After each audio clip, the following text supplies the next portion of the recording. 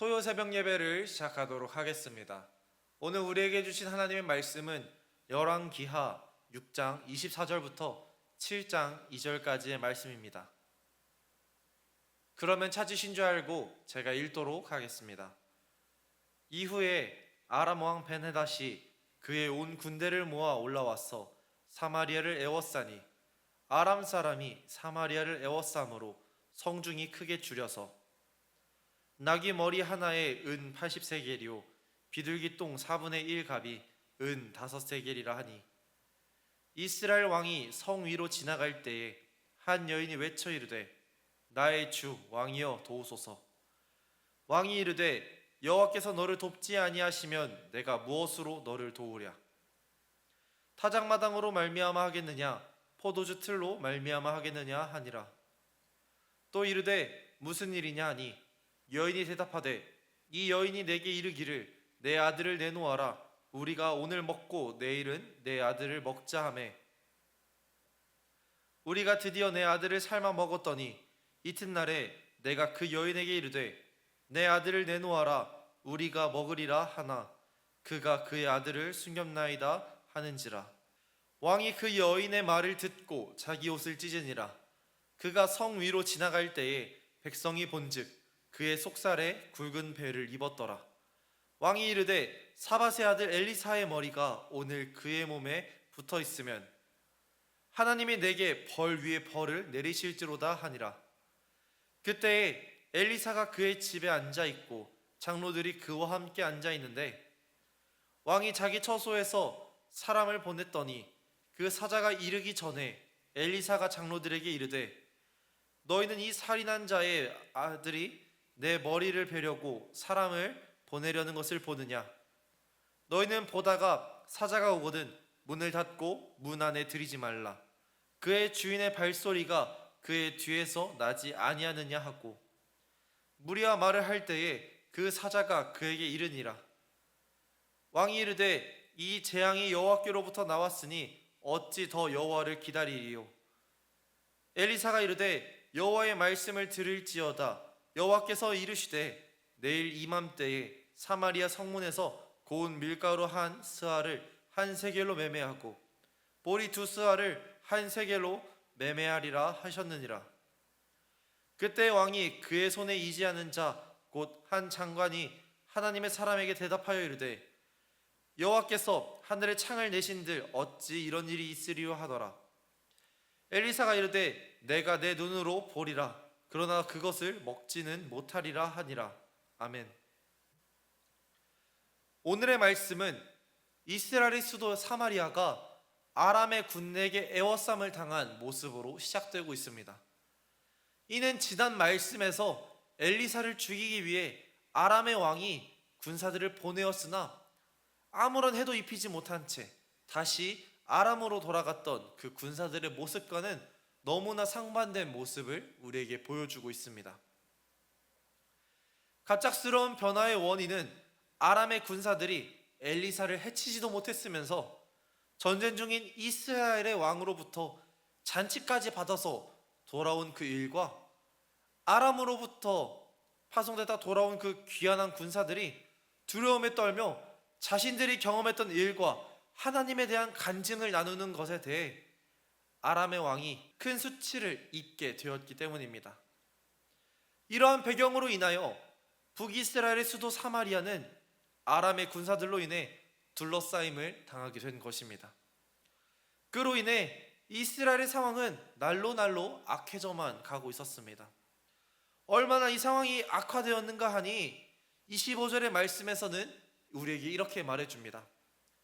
아람 사람이 사마리아를 에워싸므로 성중이 크게 줄여서 나귀 머리 하나에 은 80세겔이요 비둘기 똥 4분의 1갑이 은 5세겔이라 하니. 레위기에 의하면 나귀는 부정한 짐승에 해당되는 짐승입니다. 그래서 당시 이스라엘 사람들은 나귀를 먹지 않았습니다. 심지어 동물의 머리는 어떻습니까? 사람들이 먹지 않았던 부위이기 때문에 값이 저렴했었습니다. 그런데 지금의 말씀은 우리에게 뭐라고 이야기하냐면 부정한 짐승의 나귀, 그것도 다른 부위가 아니라 부정한 나귀의 머리를 은 80세겔이나 주고 사고 파는 모습이 있었다고 이야기합니다. 또한 사람들은 돈을 준다고 해서 우리가 차마 입에 댈 수 없다라고 생각하는 그 비둘기의 똥조차 먹고 살기 위해서, 자신의 식량으로 쓰기 위해서 은 5세겔에 사고 파는 모습까지 나타나고 있습니다. 당시 이스라엘 사람들에게 은 1세겔의 그 값어치가 어떤가 하니 한 사람의 4일치 되는 그 품삯이었다고 이야기합니다. 그러니까 이 가격이 얼마나 어처구니 없는 가격이라는 것을 우리는 알 수 있습니다. 이어서 26절부터 29절의 말씀은 더 심각한 상황을 우리에게 보여주고 있습니다. 왕궁조차 비축해 두었던 그 식량이 바닥을 보이고 있었고, 왕은 자신에게 그 도움을 요청하는 백성을 향해 뭐라고 이야기합니까? 내가 너에게 줄 식량이 더 이상 없다. 왕궁조차 심각한 식량 부족으로 인해 허덕이고 있었는데 이스라엘 백성들은 지금 어떤 삶을 살아가겠습니까? 백성들은 더 이상 먹을 수 있는 식량이 없어서 서로의 자녀들을 돌아가면서 잡아먹는 그런 비인륜적인 그런 극악무도한 일을 행하고 있었던 것입니다. 지금 이스라엘은 자신을 포위한 아람 군인들로 인해 심각한 식량 부족을 갖고 있었고, 이로 인해 계층에 상관없이 심각한 경제난을 겪고 있었던 것입니다. 사람들은 압박받는 그 상황 속에서 이성적인 판단을 내리기 어렵습니다. 그런데 지금 이스라엘 왕은 어떤 상황에 처해 있습니까? 적국의 군인들로 인해 자신의 수도는 포위당했습니다. 그로 인하여 언제 전쟁이 시작돼도 이상하지 않은 상황입니다. 나라의 경제는 이미 무너졌습니다. 나라에 식량이 없어서 왕조차도 먹을 것을 구할 수 없습니다. 사람들은 먹을 것과 먹지 못할 것을 구별하지 않고 무작정 입에 갖다 대고 있습니다. 심지어 너무나 극심한 그 굶주림에 자신의 사랑하는 자녀들조차 잡아먹고 있었습니다. 지금의 이스라엘은 자신의 삶을 위하여, 현재를 위하여 미래를 잡아먹고 있었던 것입니다. 심각한 굶주림, 해결할 수 없는 이 공포 속에서 이스라엘의 왕은 제대로 된 판단을 내릴 수 있었겠습니까? 절대 그럴 수 없었습니다. 이런 상황 속에서 이스라엘의 왕은 모든 문제의 원흉을 찾기 위해 노력합니다. 그렇게 왕이 내렸던 그 문제의 원인은 엘리사였습니다. 지난번에 나라에 쳐들어온 군사들을 우리가 모두 쳐 죽였다면 이런 일은 일어나지 않았을 거야.